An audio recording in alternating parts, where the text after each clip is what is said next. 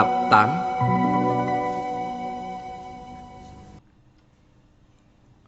Nói hay lắm. Có lý lắm đó. Nói vậy cũng có lý. Nhưng mà nói vậy sao được chứ? Không rõ ràng gì hết. Thì đó. Nói hay Nhưng lắm. mà đúng là Nói có hay bản lắm. lĩnh nha. Đúng là Đúng có bản rồi, lĩnh. nói vậy mới hay Nói chứ. vậy là hay. Còn gì nữa. Tôi công nhận là hay đó. Đúng rồi, hay lắm. Rất là hay đó. Đúng rồi. Lão Tử đã cảm hóa người Hồ. Vậy thì Lão Tử là thầy của Phật, có phải vậy không? Đúng vậy. Thích Ca sinh đầu thời Chu, Lão Tử sinh cuối thời Chu. Sao có thể nói người sinh sau là thầy của người sinh trước được? Chuyện không bằng cớ cần chi đem ra thảo luận chứ. Cũng có lý ha. Có lý. Bần đạo có một câu hỏi, xin đại sư chỉ giáo. Cứ nói. Thiên hạ đạo là trên hết. Thích Ca tu đạo thành Phật, là đạo sinh Phật. Đạo là thầy của Phật giáo. Nói vậy có gì là không đúng? Đúng rồi, có đúng vậy không? Có đúng vậy không vậy? Quyền Trang à, thầy trả lời đi, có được không? Câu này bần tăng xin thay thầy trả lời.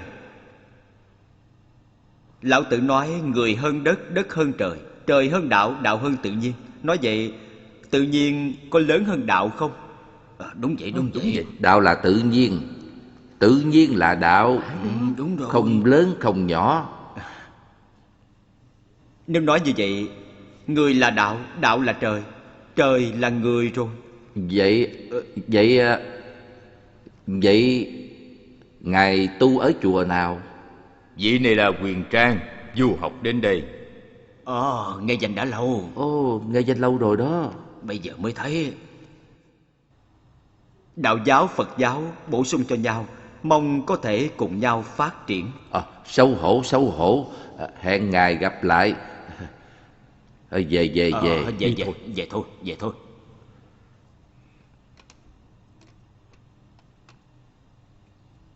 Thấy không, người đến tuy dữ nhưng vẫn phải nghe lẽ phải. Xem ra phát triển Phật Pháp phải cần thêm rất nhiều nhân tài. Nào, chúng ta bắt đầu giảng thành thuật luận. Xin thầy chỉ giáo. Năm 624 đến 625 sau công nguyên, trên đường giảng lý độc hành, Quyền Trang đã bước vào tuổi 25 của đời người. Trong giai đoạn này, ngài gặp gỡ với tăng sĩ Quan Nhân ở Tương Châu, học tạp tâm luận với tăng tu. Sau đó gặp gỡ giao tiếp với tín đồ Sơn Cơ giáo.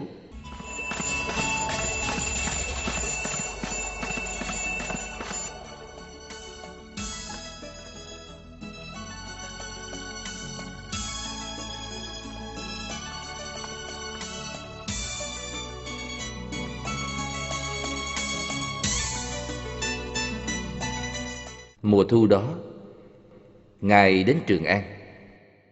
Năm sau đó, học xã luận với pháp trưởng, học câu xá với tăng điện, được hai thầy khen là Thích Môn Thiên Lý Câu, thiện tâm sáng ngời, tài năng xuất chúng.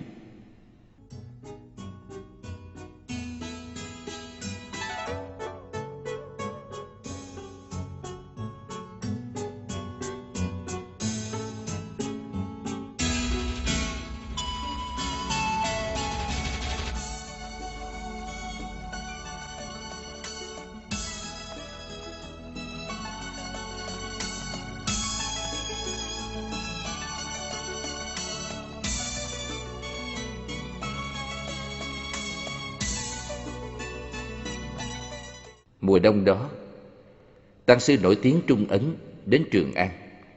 Quyền Trang liền đến thăm viếng, xin giải nỗi hoài nghi.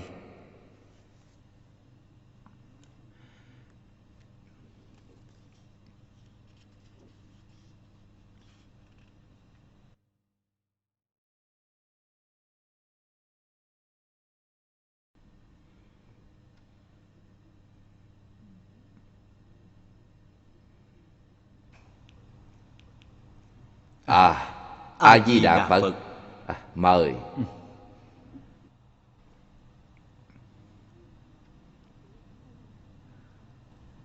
Mọi người cùng ngồi đi. Nhìn đi. Đây. Đối với kinh Phật, các chư vị tăng sư trong nước có kiến giải khác nhau. Xin đại sư cho chúng tôi một bộ chân kinh để dễ đối chiếu. Được.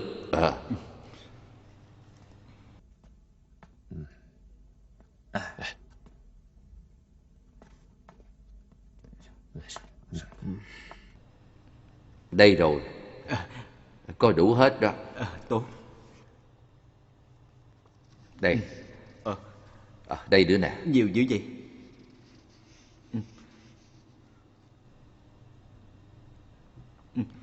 Quý vị coi. Đúng. Phải. Đúng. Đại sư, có còn nữa không? Hết rồi. Kinh Ấn Độ tuy nhiều, nhưng mà mỗi phái đều khác nhau. Ai cũng có kinh sử luận riêng. Chân kinh ở Ấn Độ á, chỉ là kinh luận của một phái thôi, dựa vào trí nhớ rồi dịch thành tiếng Hán, cho nên chỉ có bấy nhiêu đó thôi. Chân kinh ở Ấn Độ á, ở vùng Lesnestone, Ấn Độ á, ở đó là có kinh nhiều nhất, đầy đủ nhất. Tất cả các cao tăng đều đến đó để học hỏi. Ở đó cao tăng pháp sư Giới Hiền đã hơn 100 tuổi rồi, mà học vấn thì uyên thâm nhất trong toàn thể Ấn Độ. Nếu muốn gặp thầy học hỏi thì nhanh lên, nếu không thì không có kịp nữa đâu. Sư đệ, vậy chúng ta tính sao bây giờ? Đại sư, xin thầy nhận tôi làm đồ đệ được không? Tôi muốn thầy dạy tiếng Phạn cho tôi. Được rồi, vậy tôi sẽ nhận cậu. A Di Đà Phật. A Di Đà Phật.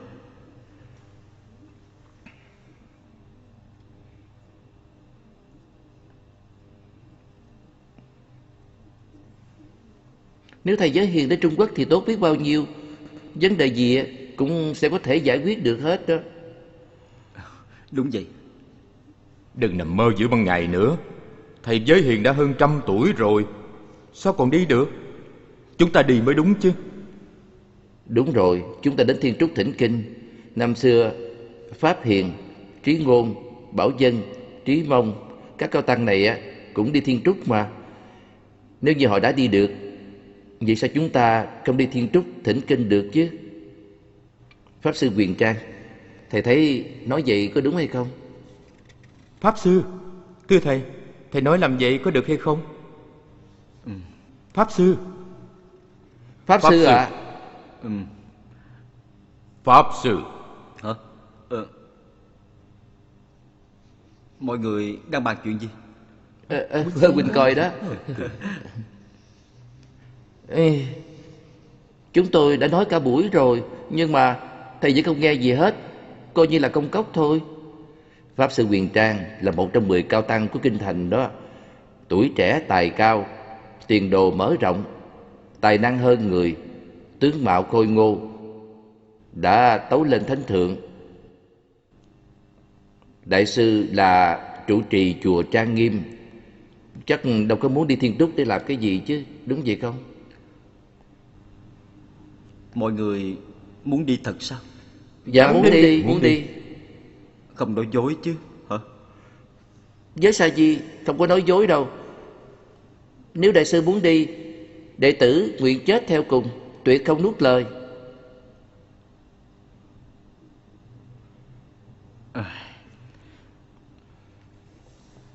Vậy được.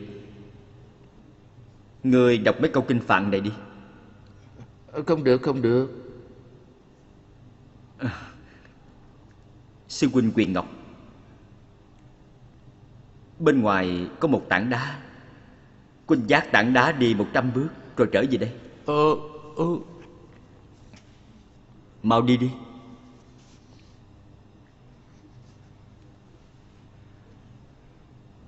Hãy nói vài câu tiếng Hindu cho ta nghe. Con không biết. Tiếng Sanskrit. Con cũng không biết. Tiếng Kugan. Dạ không biết. Tiếng Bengal. Dạ không biết. Dạ không.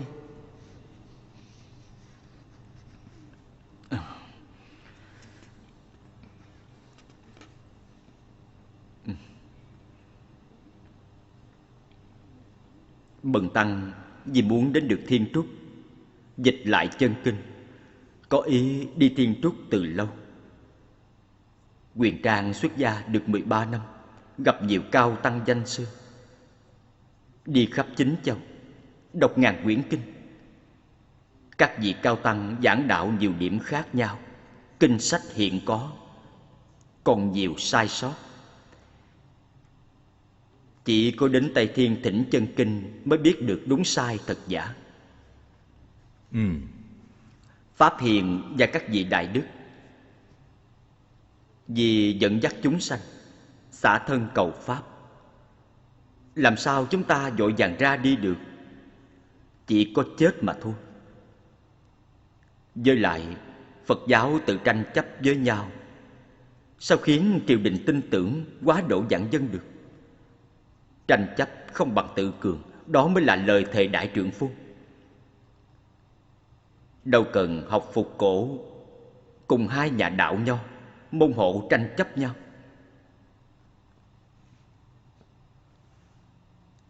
Luận Phật Pháp không đánh tự diệt, hưng Phật Pháp dạng nghị quy tông. Có điều mọi người ngôn ngữ không thông, sức khỏe không tốt, chẳng lẽ chỉ dựa vào nhiệt quyết của chúng ta thì có thể đến Thiên Trúc được sao?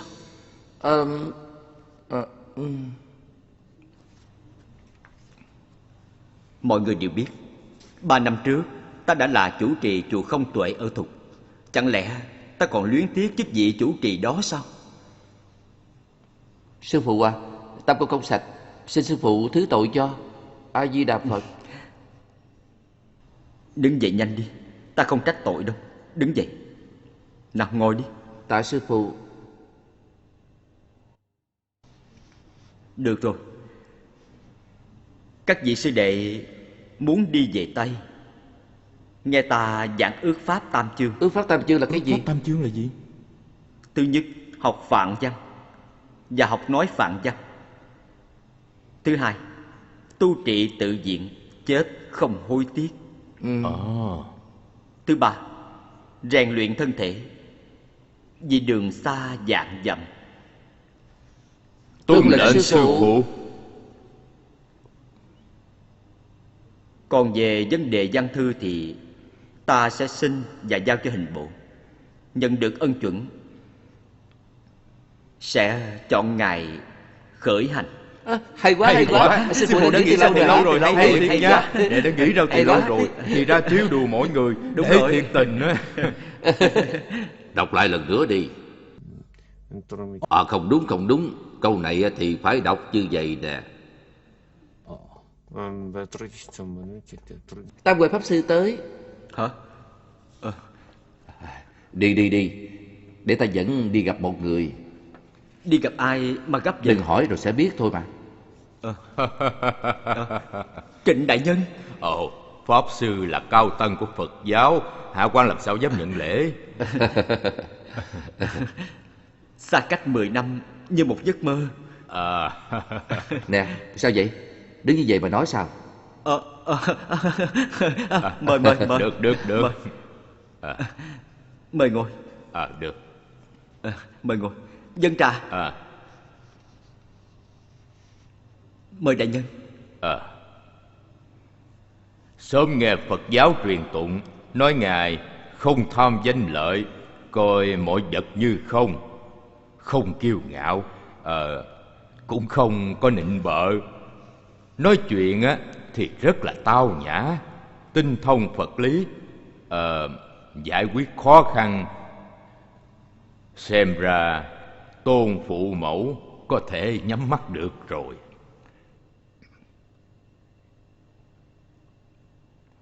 Từ khi Trịnh đại nhân làm quan, do thanh liêm giỏi giang cho nên được coi trọng lắm. Trước này luôn muốn đến thăm con nên đã hẹn ta cùng tới. Nghe nói con sắp đi Tây rồi, có đúng vậy không? Đúng vậy, đã mong muốn từ lâu. Dạo trước đây con theo đạo hữu học ít Phạn văn, vừa nhập môn thì đạo hữu đã mất. Bây giờ con theo Ba Pha Pháp Sư học Phạn văn, hiện đã thông rồi. Con đã dâng công văn xin hình bộ phê chuẩn. Nghe nói Đường Sĩ xuất giới, đột quyết nhiều lần xâm phạm, triều đình vì đề phòng kẻ gian không cho người xuất quan.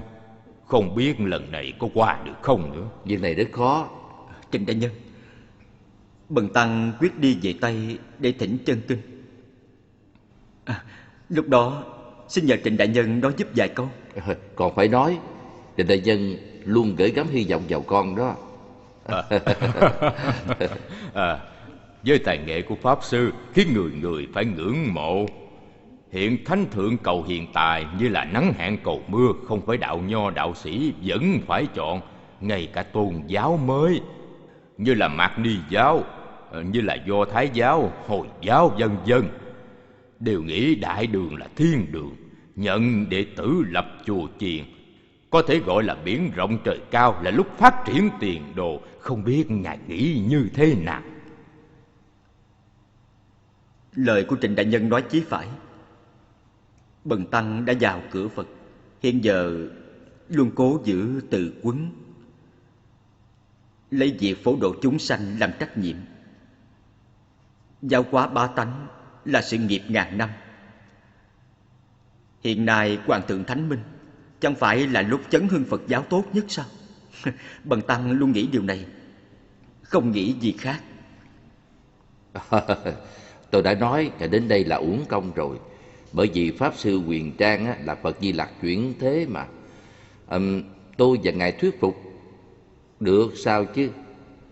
Hả?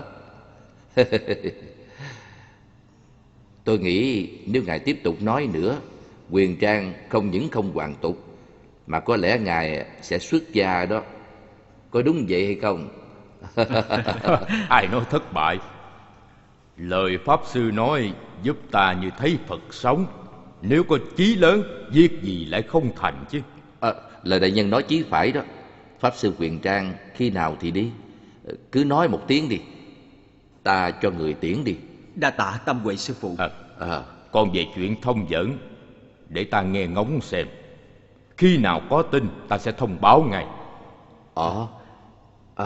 A Di Đà Phật, thiện tài thiện tài. Đa tạ. Tạm biệt tại đây. Tạm biệt tại đây. Đi thông thả.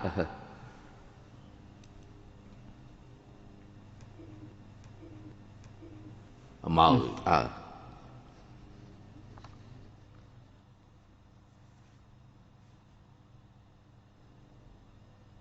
Bây giờ chúng ta sẽ tiếp tục học, được chưa? Hả? Dạ được.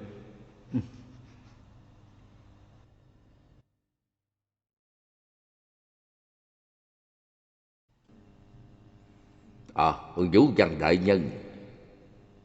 Chào Lưu đại nhân.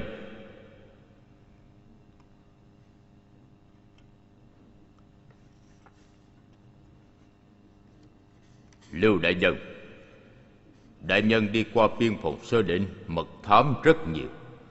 Huyền Trang xuất quan qua đây, là xin thêm chuyện sẽ xảy ra can qua. Đại nhân mời xem. Nói rất có lý, vẫn là đại nhân nghĩ thấu đáo.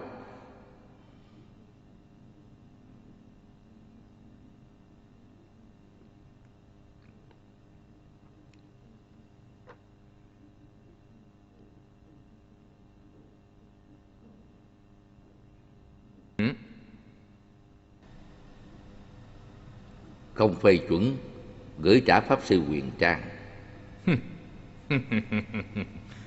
Trao cho Pháp Sư Huyền Trang. Dạ đại nhân.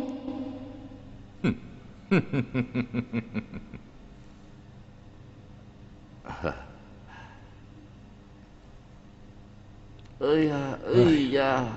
Mà chết đi được. Trở về rồi. Mà chết được.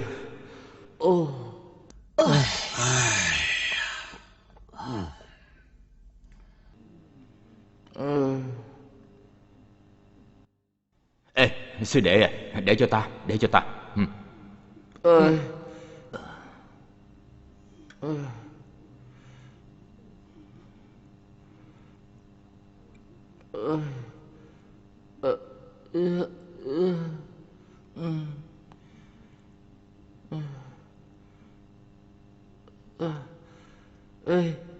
cá bông cài không ăn uống gì, đi mười mấy dặm đường núi, còn vác tảng đá mấy chục cân nữa. Đúng là sống cũng không bằng chết nữa đó. Ơi, ơi, nhìn dân vùng núi đó đem nước và lương khô đến, ơi, ta hận không thể cướp tất cả những thứ đó. Nhưng mà Pháp Sư Huyền Trang dường như không thấy gì hết. Tôi phục thầy ấy quá.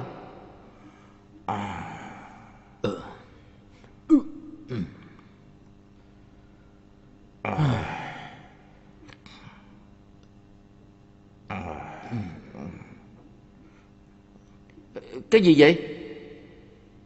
Hả? Cho đợi xem với. Cái gì vậy?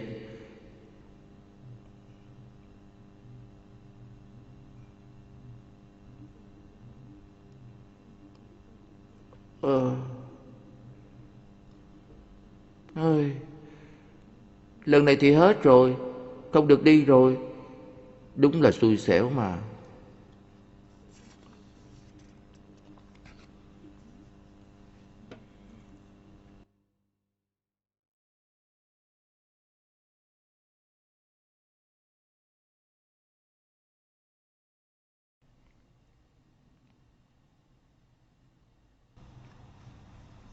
Lần này cơ mật, không cần nói với Tam Huệ Pháp Sư và Trịnh Đại Nhân. Sư huynh biết, để yên tâm. Dù thế nào, đệ cũng quyết đi về Tây. Đệ đi rồi, đừng nói cho ai biết. Có ai hỏi tới, huynh nói đệ đi tầm sư học hỏi. Như vậy không ổn đâu. Lỡ như bị triều đình bắt được, tội danh sẽ lớn lắm. Vì bị định tội, tự ý rời khỏi ngoại phiên. Cứ chờ qua một ít ngày, đợi biên phòng ổn định hơn rồi đi không được sao? Với đại danh của sư đệ, mạo hiểm như vậy có đáng không? Triều đình và Tây Độc Quyết luôn bất hòa, không biết bao giờ mới yên. Đệ đã đợi bao nhiêu năm qua rồi, hiện giờ đệ đành phải mạo hiểm. Nghe nói triều đình hạ chiếu, trong quan thiên tai, nạn dân đành phải xuất quan. Đây thật sự là cơ hội hiếm có. Sư đệ à, ta không dũng cảm và có chí hướng như đệ, nên không thể giúp đệ được gì. Đành ở chùa tụng kinh Phật nhiều hơn, phù hộ đệ lên đường bình an. Đệ đi, huynh chỉ có tâm lòng đi theo đệ mà thôi. Để cầm ít ngân lượng lên đường dùng nha. Sư huynh, đi đường bảo trọng.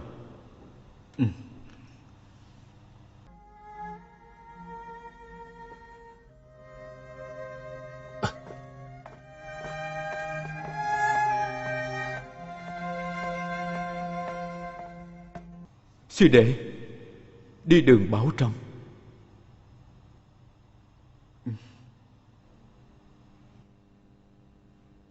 Sư đệ,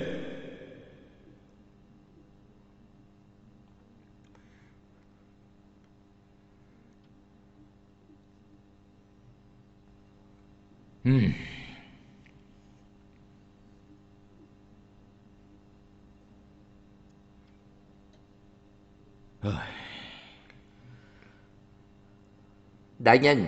Sao hả? Tìm thấy công văn của Huyền Trang đại sư hay chưa? Vũ Văn đại nhân hình bộ nói là không có thấy. Vũ Văn là ai? Vũ Văn Hóa Thành đại nhân. Vũ Văn Hóa Thành.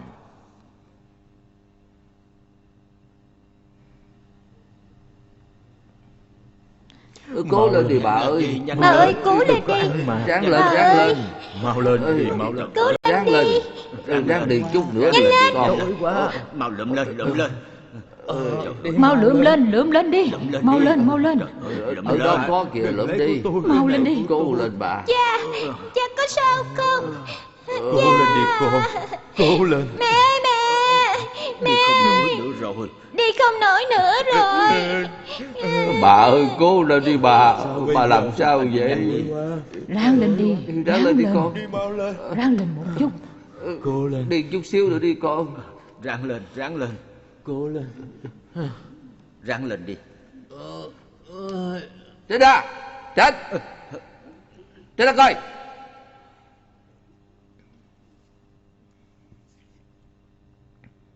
Phụng thiên thừa vận, hoàng đế chiếu viết: trời cao không mưa, gây nên nạn đói, sông khó bảo toàn, nguồn nước cạn kiệt. Đó là điềm báo không được tốt lành.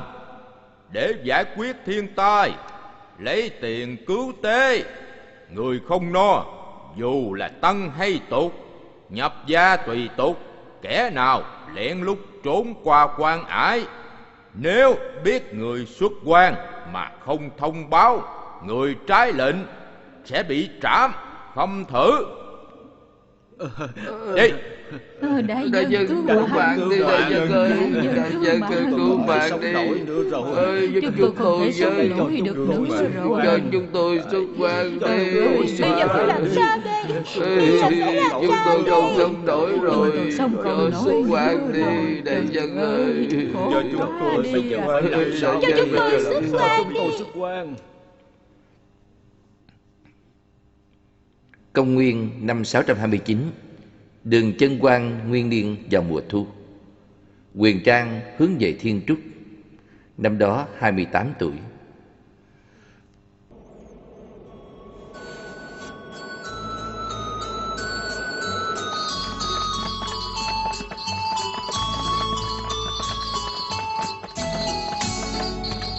Cố lên đi, cố lên. Nội ơi, Cố lên. nội ơi. Mau lên đi. Trời ơi. Ráng lên đi. Ta tiếp tục đi đi. Ráng lên. Ráng lên. Đói quá rồi. Hòa thượng Hòa đó thượng sao đó vậy? sao vậy? Trời ơi. Ôi, sao vậy, sao vậy? Té rồi kìa. Trời ơi, Sao tội vậy? nghiệp Bị quá. sao vậy? Nè, Sư phụ, chắc là sư mày phụ đói lắm á. vậy? Sao mày ăn ít thức ăn đi. Chút gì ăn đi. Phải rồi, Sư phụ phải có sao rồi. không vậy sư phụ? nữa. Có sao không vậy? Đói quá rồi. Chắc là đói quá Cho rồi. mấy ít Chắc thức là ăn đi. Quá rồi mới bị xỉu Cho mấy đó. một ít Cho thức ăn ăn đỡ cái đi. này đi. Không biết có sao không nữa. Sư phụ à, ăn Sư đỡ phụ. cái này đi sư phụ ơi. Sư phụ. Sư phụ ơi. Sư phụ. Sư phụ. Ông bị sao vậy? Hiểu hả? Sư Ăn phụ. chút gì đi. Nè, Sư phụ. Sư phụ có sao không? vậy? Ăn chút gì đi. Ráng Ông ngồi đói dậy quá đi. nên xỉu phải không? Sao Sư vậy? phụ, ráng ăn một chút quản đi. người. Sao rồi? Sư phụ đứng dậy. Đứng dậy đi. Ê, Sư phụ có sao không vậy? có sao sư Ráng phụ? ăn chút gì đi. Chà. Chà. Ý. Tiện tay. Đa tạ các vị. Đa tạ đại ân. Không cần khách sáo, không cần khách sáo. Pháp sư Huyền Trang, sư phụ Tam Huệ biết ngài xuất quan nên sao chúng tôi đi nghe ngóng. Sư phụ Trần Thuật đã đến đây rồi. Hai người mau báo với Pháp sư Tam Huệ. Xin người yên tâm. A Di Đà Phật. Cáo từ. Mấy năm nay cả hòa thượng cũng bị Đúng đói vậy, nữa. Đúng rồi đó, Đúng tội rồi. nghiệp Đúng quá. vậy, thật là tội nghiệp quá đi.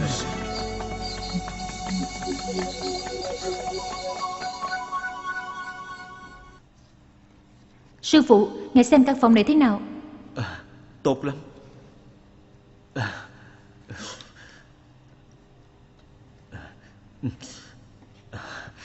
Lạnh quá. Cũng không còn sớm, mời sư phụ nghỉ ngơi. Đa tạ thí chủ.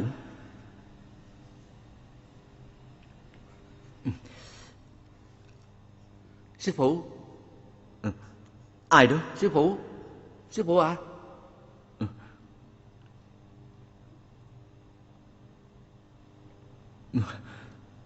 Sư phụ à, là con nè. Nè, ngồi đi, ngồi đi. Dạ.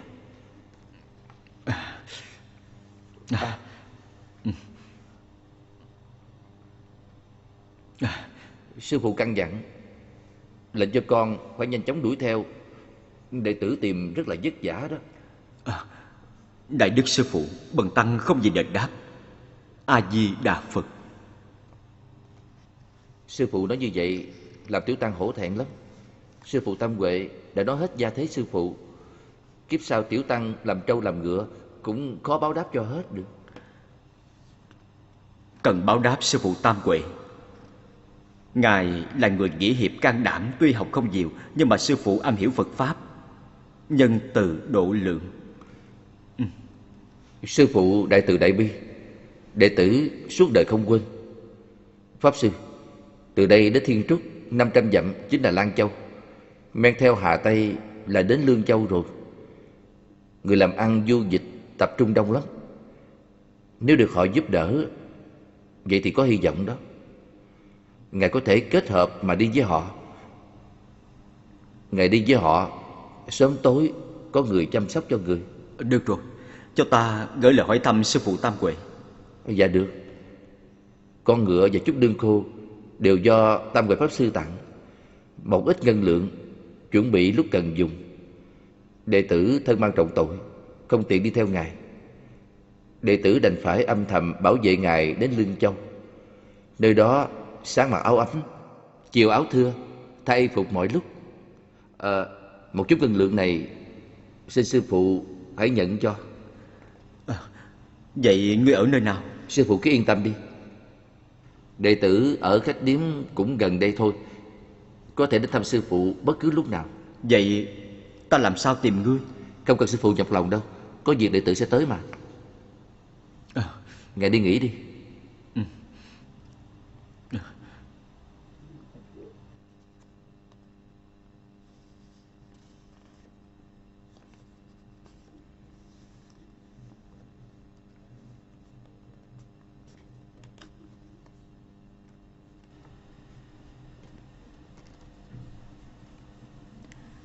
Sư phụ à, tôi mang cho ngài ấm trà nè. Đa tạ thí chủ.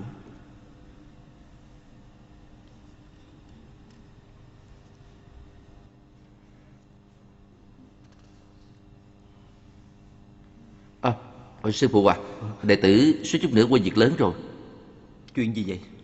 Trình đại nhân nói Vũ Văn Quá Thành đã vào doanh đến hình bộ, tấu sớ bị trả về chính là do hắn ta làm đó.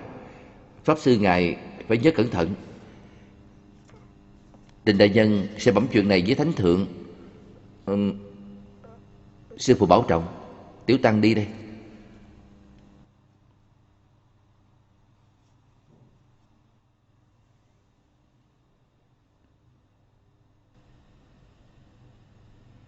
Đi thôi, nhanh lên. Nè, đi lên. Nhanh lên. Lẹ lên đi chứ. Được rồi. Nhanh lên đi. Nhanh lên đi. Người đó đứng lại. Người đó lại coi. qua đây, đứng lại. Có chuyện gì vậy không biết nữa. Nè, Có giấy tờ gì không? có không? Thôi được rồi, đi. Nhanh lên. Lẹ lên. Rồi xong rồi qua đi. Nè, Rồi đi. Bắt lại. Có chuyện gì mà soát dữ vậy không biết. Không biết sao tự nhiên bắt người không biết nữa. Vậy làm sao vào trong thành đấy? Chuyện Sao? gì vậy? Đi đâu? Đứng lại. Nè. Nè, Tôi giấy vô tờ đâu? thành thăm con mà. Thôi được rồi, lẹ lên. Đi, nhanh Dạ, lên. cảm ơn. Trời ơi, Lên đi. làm sao vào Rồi được qua. Được. Qua đi, qua đi. Cảm ơn. A Di Đà Phật. Cho con vào đi. A Di Đà Phật. A Di Đà Phật. A Di Đà Phật.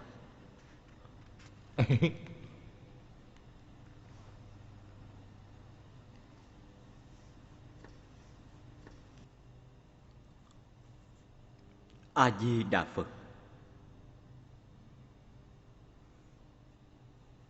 Dạ mời.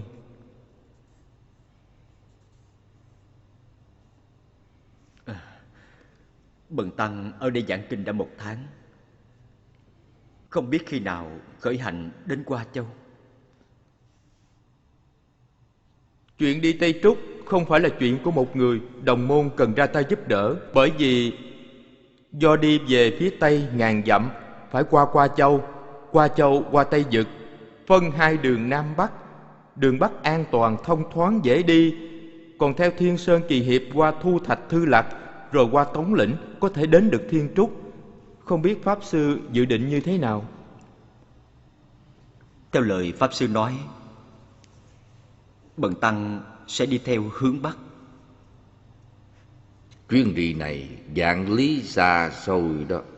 Pháp sư đơn thân độc mã, vậy sẽ gặp muôn vàn khó khăn. Đệ tử cảm thấy lo cho sư phụ.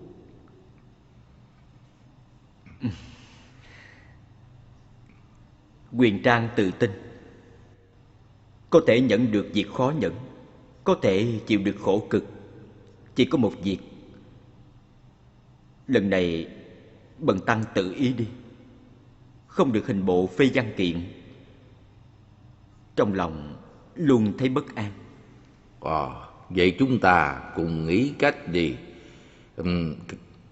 Cần phải nghĩ một cách thật vẹn toàn. Đa tạ sư phụ. Đô đốc sai nha hiệu vệ toàn thành, Sa Môn Huyền Trang trong đường đi Tây, lập tức đưa về kinh, người trái lệnh trảm. Biết rồi. Vậy Nói với hiệu vệ, Pháp sư Huyền Trang được bổn tự mời đến giảng kinh, giảng xong sẽ về. Pháp sư, đệ tử có thể đi ngay, làm sao dám liên lụy các pháp sư? Không được đâu.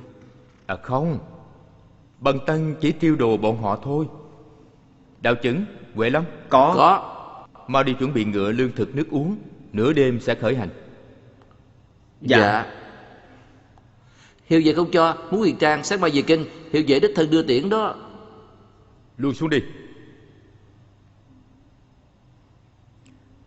Nửa đêm đi ra cửa sau, hai người đứng ngoài cửa đợi. Trên đường chỉ có thể đi trong đêm thôi. Nhớ lấy, nhớ lấy. Vậy ngài... Bần tăng ở đây sẽ nghĩ cách ứng phó. Sư phụ cứ yên tâm.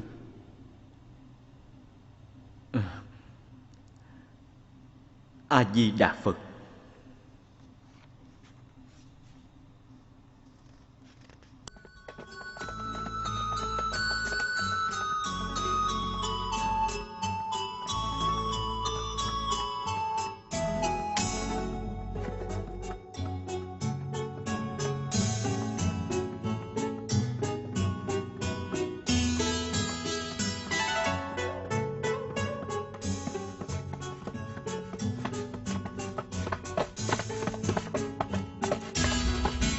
Sư phụ, không thể đi tiếp được nữa. Ở đây yên tĩnh vắng lặng, xuống ngựa nghỉ ngơi, ăn một chút đồ. Sư phụ. Chúng ta đến phía trước nghỉ ngơi đi. Dạ. Đi.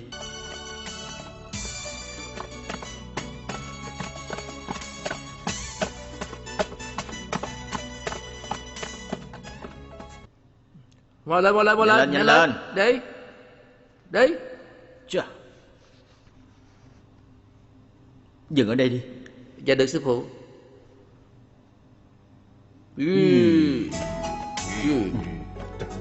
Dừng lại.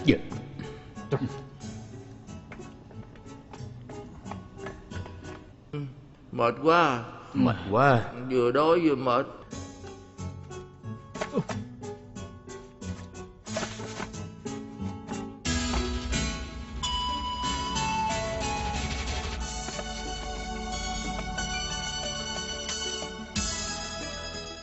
Con người, mau bắt họ lại. Nhanh lên.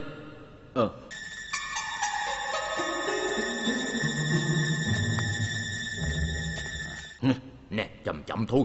Bao vây họ lại. Dạ. Biết chưa? Đi. Bao vây họ lại. Dạ.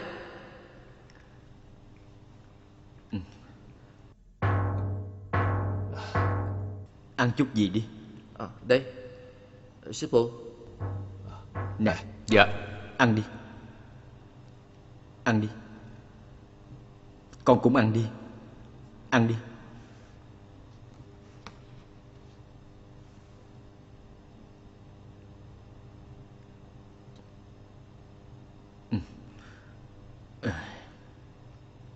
Sư phụ à, người uống nước đi. Người uống trước đi. Ta uống trước. Sư phụ à, chúng ta đi trong đêm. Đã được nửa tháng rồi. Phật tổ phù hộ, trước mắt chúng ta sắp đến Hoa Châu rồi. Càng phải cẩn thận hơn đó. Ai còn nghỉ ngơi một chút Dạ. đi. Ta sẽ canh chừng cho. Nhanh đi. Nghỉ ngơi đi. Dạ. Đi nhanh đi.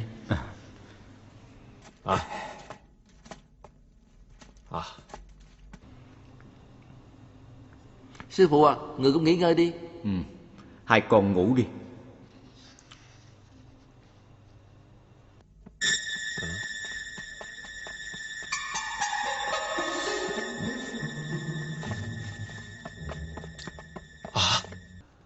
Có người tới.